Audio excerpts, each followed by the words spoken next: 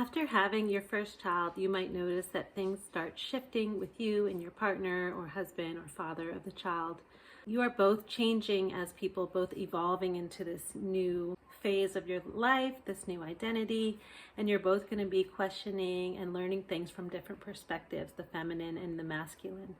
And it's good to have that balance. It's really important, but both of you are going to need to find ways to come together and come to the middle, which means just like starting any relationship, sometimes you have to make sacrifices, thus letting go of a few things.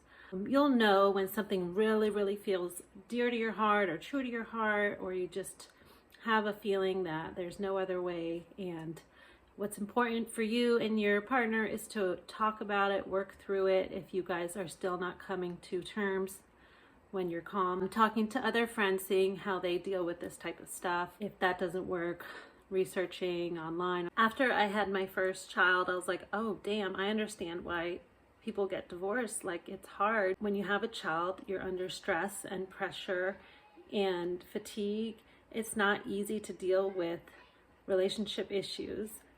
Often money can be an issue, how you want to discipline your child or not. These are things that will get easier over time or with the next child or next children along the way. My husband and I now have 4 children, all born at home. My husband was a big part of the birthing process, often just being my rock, receiving or catching the baby, and just being a great support. I feel it really helps to have father involved in the birthing process, because this birthing process is your rite of passage together into a new stage of parenthood.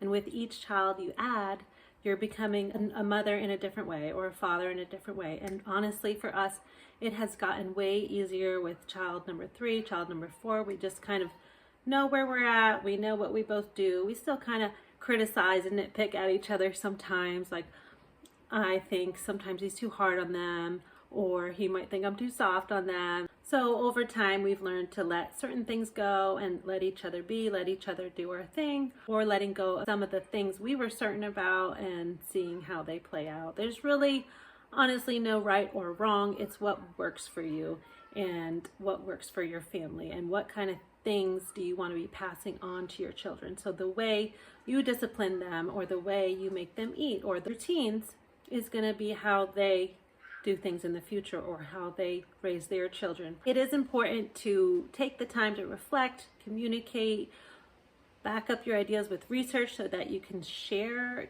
with your partner why you feel a certain way, or hearing other stories from other people, or taking the time to just step back and listen to what his reasons are and what his thoughts are and what kind of outcomes might happen based on his thoughts or ideas.